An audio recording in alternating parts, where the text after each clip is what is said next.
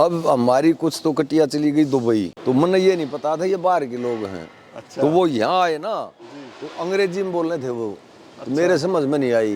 फिर उन्होंने अपना मंजूरी ली। पहले था जैसे Kharkhoda SDO, Sonipat deputy director, Chandigarh CMO house, अच्छा। प्रधानमंत्री हाउस थे, उड़द कमिश्नर आए, डॉक्टर आए उनके। किसान भाइयों नमस्कार। किसान भाइयों, आपने हमने एक्सपोर्ट के बारे में तो काफ़ी सुना होगा कि इंडिया से कपड़े एक्सपोर्ट होते हैं, इंडिया से दवाई एक्सपोर्ट होती हैं, इंडिया से मसाले एक्सपोर्ट होते हैं। क्या आपने कभी सुना है कि इंडिया से भैंसें एक्सपोर्ट हुई हैं, यानी इंडिया से भैंसें दुबई गई हैं? जी हाँ, आज मैं आपको ऐसे एक फार्म पे लेके आया हूँ जहाँ से भैंसें जहाज़ में बैठ के दुबई गई हैं और लगभग 1,70,00,000 की भैंसें बिकी हैं। तो चलिए आपको मिलवाते हैं उस किसान भाई से और जानते हैं कैसे उन्होंने एक्सपोर्ट करा, कहाँ से ऑर्डर आया है। अंकल जी राम राम। राम राम भाई, राम राम। और कैसे हो अंकल जी? बढ़िया बढ़िया, आप सुनाओ। और स्वास्थ्य वगैरह सब बढ़िया, सब परमात्मा की सब हाँ कृपा। जी, हाँ जी। अंकल जी थोड़ा सा परिचय दीजिए अपना, कहाँ पे आपका ये डेयरी फार्म है और क्या लोकेशन है अपनी? सतप्रकाश नंबरदार, प्रताप सिंह नंबरदार का बेटा, गांव रोहा, तहसील खरखोदा, जिला सोनीपत, हरियाणा। अंकल जी जो हम देख रहे हैं इतना बड़ा फार्म, हाँ जी। क्या पहले से इतना बड़ा फार्म था या आपने छोटे से ना शुरुआत ना, छोटा था शुरू में। तब जैसे हम घर रखा थे, 2 भैंस थी, 4 गाय। फिर हमने स्कूल खोल लिया अपने पिताजी के नाम, खरखोदा, हाँ जी। प्रताप स्कूल खरखोदा। 2003 में हॉस्टल की जरूरत पड़ गई, भाई हॉस्टल बना लो। तो हॉस्टल बनाया, तो फिर हमने सोची यार हम तो दूध अपने घर की भैंसें पी, वहाँ बच्चा था मोल लिया वहाँ। फिर वो मगा चलो भी भैंस बांध लो, खेत में बना लो। तो यो एक बरंडा बनाया था शुरू में। अच्छा जी। हाँ, सुबह 500 पशु घर के दे, 15 भैंस मोल लिया। फिर जैसे जरूरत पड़ती गई बढ़ाते गए। शुरुआत यानी बहुत छोटे स्केल से करी है सर? हाँ, छोटे स्केल से। अभी कितनी टोटल भैंस है और गाय भी कितनी है अपने पास में? अब जो सर्दी में कम पशुओं से दूध पूरा हो गया है, ये पशु पहले से कुछ 100 पशु कम है, तो होली के बाद ले आवांगे। जी जी। हमने 600 650 पशु रखने पड़े हैं। सर्दी की वजह से आपने कम कर रखा है अभी? हाँ जी, सर्दी के। अच्छा अंकल जी जो हम देख रहे हैं, जैसे आपका 3 मंजिला फार्म बना हुआ है। हाँ जी। नीचे भी रख रहे हो आप, ऊपर भी रख रहे हो, छत पे भी पाल रहे हो। हाँ। तो क्या कॉन्सेप्ट है, क्यों आपको जरूरत पड़ी ऐसी? जैसे अपना ये टीन का शेड है, ये डाला। हाँ, ये सर्दी में तो टपकन लाग जा है जी, और गर्मी में थोड़ा गर्म रहे है, तो गाटर टुकड़ी की दे रखी है छत। फिर यो भाई कुछ लेंटर की बना लो, या मारुति आने के कारण जमीन महंगी होगी, कुछ पशु ऊपर बन जाएंगे। और ऊपर जो कटिया बंद है ना, वो सफाई बढ़िया हो नीचे की बजाय। ऊपर पंखे की जरूरत पड़ती ना, हवा लगे गर्मी में। वेंटिलेशन बना रहता है पूरा? हाँ पूरा, एक साइड पिलर, एक साइड दीवार हो गए, जंगले लाग रहे हैं। यानी जगह भी आपकी बच गई, जगह भी और बच गई। आपने इस्तेमाल भी ज्यादा कर हाँ, लिया उसका। इस्तेमाल भी ज्यादा हो गया। अच्छा, ये जो हम अंकल जी भैंस देख रहे हैं आपकी, ये कौन सी नस्ल की भैंस है और खासियत क्या होती है? लगभग ज्यादातर मुर्राई नस्ल की भैंस है। अच्छा, खासियत क्या होती है जिसकी? बस एक तो डॉक्टर तक भी 4-5 इंच से पूछड़ सफेद ज्यादा ना हो, रंग पक्का काला हो, और सींग थोड़ा ऊपर उठ कर गोल हो। हम जो ये फार्म देख रहे हैं, आपकी नज़र में फार्म है, लेकिन ये भैंसों की फैक्ट्री कह सकते हैं, दूध की फैक्ट्री कह सकते हैं। ये एक तरह से पूरी फैक्ट्री बना दी आपने। फैक्ट्री तो वो है जहाँ निर्जीव काम होता हो, यहाँ तो पशु पाले जा है, जीवित सौदा है। तो लगभग डेली का कितना दूध आ जाता है? हमने ज्यादा 35 क्विंटल तक पहुँच जा है अब तक, उसमें हमारा पूरा हो जाए। यानी 3,500? हाँ जी, हाँ डेली का दूध है। हाँ, यो सर्दी में हो जाए, गर्मी में यो कम हो गए, 2600-2700 लीटर तक अभी आ जाए। क्या रेट जा रहा है अंकल दूध, और कहाँ आप सेल कर रहे हो दूध को? दूध बस कोई आड़े स्कूल है, घरा है, कुछ वाले जा 3-4 क्विंटल पे का दूध तुम्हारा। भैंस का 120 रुपये किलो, गाय का 90 रुपये किलो। और जमीन कितनी है जी अपनी यहाँ पर टोटल? जमीन 37 किले हमारे हैं, 100 किले किराए पे बोरे। हाँ, उसमें क्या बोते हो आप?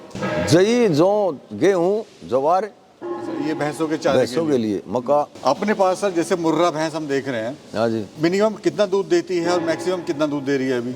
हमारे अब तक ज्यादा से ज्यादा एक भैंस ने 32 किलो दूध दिया है। बड़ी बात है जी। हाँ जी। और जो 20 तो ऊपर भैंस जहाँ है ना दूध, वो बहुत बढ़िया भैंस मानी जहाँ है, और वो लगभग 20 तो ऊपर जाओगी, 10-15% मैं तो चली जाए। ये जो 15-16-17 बढ़िया हो जाए हाडी तक।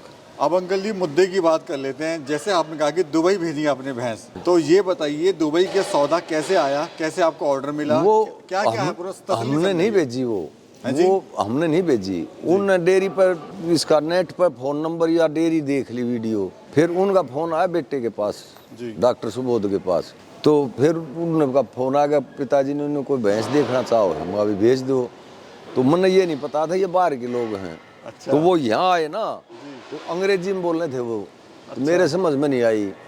फिर मैंने तो बेटा बुलवा दिया, मैं भाई आप आ जाओ, या मेरे से तो ये बात समझ में नहीं आ रही। वो जहाज में बैठ के अपनी डेयरी पे आ गए? आड़ा तक कार में आए थे। हाँ मतलब दिल्ली उतरे, दिल्ली से कहाँ कार में आए थे। यहाँ पे आगे फार्म पे आपके? हाँ। जी।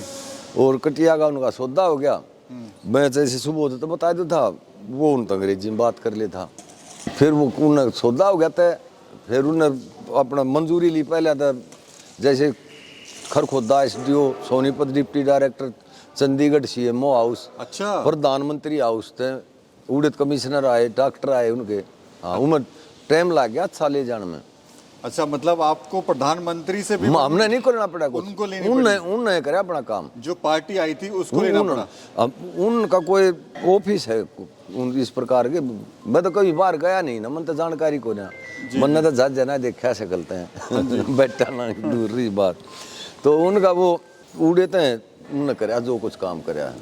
तो यानी सर हिंदुस्तान में पहला ऐसा फार्म है जहाँ से भैंसें विदेश गई हैं? भैंस नहीं थी, कटिया। कटिया थी सारी? हाँ, 4 काटड़े 28 कटिया। और ई बूढ़ा जाग उनमें थे लगभग मतलब 80% ब्याह ली हुआ कटिया। अच्छा। हाँ जी। तो कितने का सौदा हुआ ये पूरा? जो 1 करोड़ 7 लाख कुछ ऐसा था। ये आसपास हाँ, का वो सारा पक्के में लिखा था। मैं जब तक याद था मेरे, वो ये पूरा याद को ना, सारी पक्के में पेमेंट है। यानी रिकॉर्ड बन गया कि इंडिया से भैंसें भी, कटिया भी जो है बाहर गई हैं। अच्छा अंकल जी, हम देख रहे हैं दिन रात यहाँ काम चलता है आपके फार्म पे। हाँ जी। लेबर कितनी है आपके पास में? लेबर 50 हो जाए, उनने भी काम दे दिया। हाँ, 25-30 रह जाए, उनसे भी काम डगा लिया। हाँ, ये लेबर का ये को ना फिक्स इतने हैं जी। हाँ, कई बार दिवाली दौरे कम हो जाए हैं, दिवाली दौरे ज़्यादा हो जाएंगे, फिर खेती का काम करवा देंगे। वो रिकॉर्ड कैसे मेंटेन करते हो आप, ये बताइए? इतना सारा तामझाम आपने किया हुआ है यहाँ पे। बस ये सारे कर्मचारी जो शुरू में आओ है ना, वो लगते हैं। हाँ जी। हाँ, कोई अलग तो कोई हमने ना काम करना पड़ता। तो सुबह अंकल जी कितने बजे उठ जाते हो आप? देखो, पहले तो मैं 3:30 बजे उठा करता। ये शरीर में कुछ थकान सी होने लगी, जैसे ही अब धुंध पड़े है तो 3:30 बजे उठ के कैसे आऊँ। कैमरे लाग रहे हैं सारे गए, कर्मचारी अपने आप संभाल रहे हैं। 4 आदमी रात न जाग गए हैं, उन तक फोन पर बात हो जाए, इन्हें जरूरत पड़े मैंने बोला मैं आ जाऊँ। तो सारा जो दूध है आपका, दूध के अलावा भी कुछ और बना रहे हैं आप? दूध तो जो भी चीज़ बने सारी बनावा। हाँ, लस्सी, दही, पनीर, रसगुल्ला, पेड़ा, बर्फी, गाजर पाक, घी, मक्खन, सब सारा कुछ, सब सिस्टम? हाँ, सब कुछ बनावा। जैसे अंकल जी अभी हम देख रहे हैं भैंस आपकी दूध निकाल लिए हैं। हाँ। और अपना ये राशन पानी खा रही हैं। अब इसके बाद क्या चक्कर पड़ेगा इनका? ये भैंस यहाँ से पानी पर बंध जाएंगी।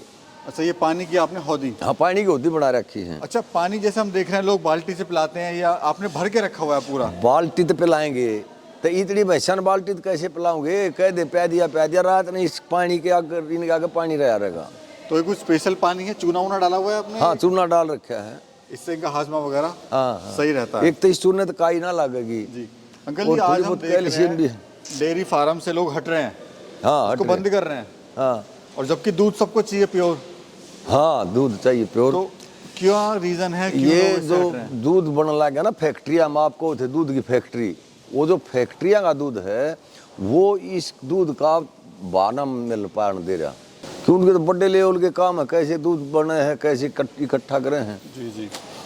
अंकल जी, मेरी शुभकामनाएं आपके साथ हैं। आप इस उम्र में भी बड़ी जोश के साथ अभी भी लगे हुए हैं। क्या करें, और ठीक। बहुत बहुत आपको मुबारकबाद एक बार फिर से। बड़ा अच्छा लगा आपसे बातचीत करके। मन ने भी अच्छा लगा। बहुत बहुत शुक्रिया अंकल आपके जी। दर्शकों को सबको नमस्ते। नमस्ते।